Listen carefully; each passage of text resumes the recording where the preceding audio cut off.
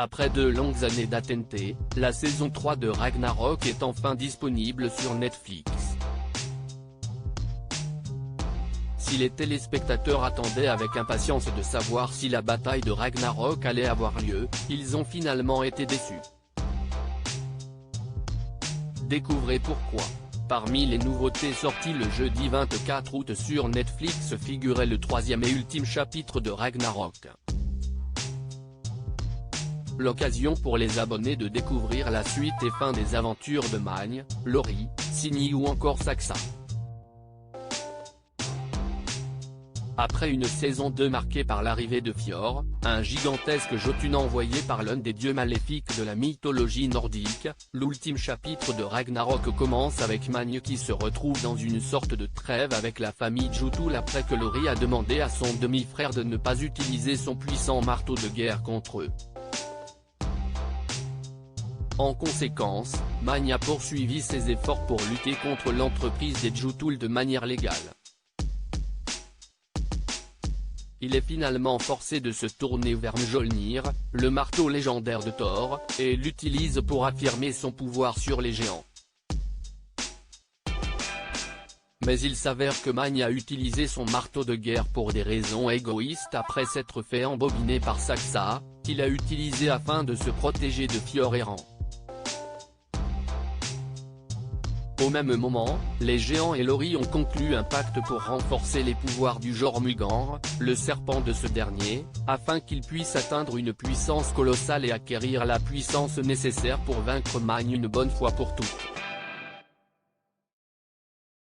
Ragnarok, comment se termine la série Netflix ? Après que Magne a décidé de laisser son marteau de guerre de côté pour se concentrer sur sa vie d'étudiant, la paix semble régner à Edda. Le héros, Lori et leurs amis se préparent à obtenir leur diplôme, tandis que Saxa travaille avec des militants et des investisseurs pour freiner la pollution de Jotul Industries. Alors que Magne se prépare à recevoir son diplôme, son demi-frère se concentre sur son déménagement avec Jens, afin de commencer une nouvelle vie. Au même moment, Magne passe en revue ses vieilles affaires, dont ses bandes dessinées Thor, ce qui l'amène à se remémorer le temps passé. À la remise des diplômes, Magne s'excuse auprès de Signy, mais celle-ci n'est pas encore prête à lui donner une autre chance, le laissant seul dans l'auditorium de l'école. C'est à ce moment précis qu'il aperçoit Odd, le fils aveugle d'Odin, jouer avec une flèche, qui finit par tuer Jens Akabaldé, le dieu nordique de la lumière. Cependant, personne d'autre ne semble particulièrement préoccupé par ce malheureux événement, qui semble être l'élément déclencheur de la guerre entre les dieux et les géants. Ragnarok, une fin qui laisse perplexe les spectateurs, mais cette puissante bataille n'était hélas que le fruit de l'imagination de Magne, qu'on retrouve seul dans l'auditorium de l'école après la cérémonie de remise de diplôme. Il réfléchissait à la manière dont il aurait pu être tué par le serpent de son demi-frère si la bataille de Ragnarok avait réellement eu lieu. Après l'avoir longtemps ignoré, Signy finit par donner une seconde chance à Magne, heureux d'avoir retrouvé sa moitié. Un plot twist qui a laissé les téléspectateurs perplexes. Certains viennent à se demander si tous les événements passés depuis le lancement de la série viennent de l'imagination du héros. Mais, pour en savoir plus, il faut se pencher sur un élément précis de la première saison de Ragnarok.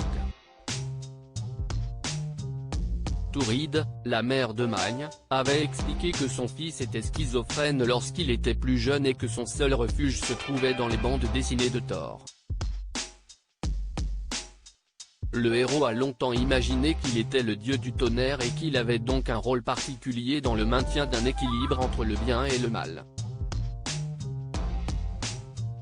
Une imagination débordante qui résulte de la mort de son ami Isolde, avec qui il partageait la volonté de sauver la nature. La jeune activiste était prête à tout pour révéler la vérité sur les dangers des usines de la famille Jotul qui polluent l'environnement. Alors qu'elle venait de découvrir une étrange caverne dans la montagne, elle meurt soudainement, électrocutée en pleine descente en parapenté. Son ombre a longtemps plané sur le reste des épisodes de Ragnarok puisque Magni est persuadé que la famille Jotul était liée à la mort de son ami proche. Article écrit en collaboration avec 6 médias.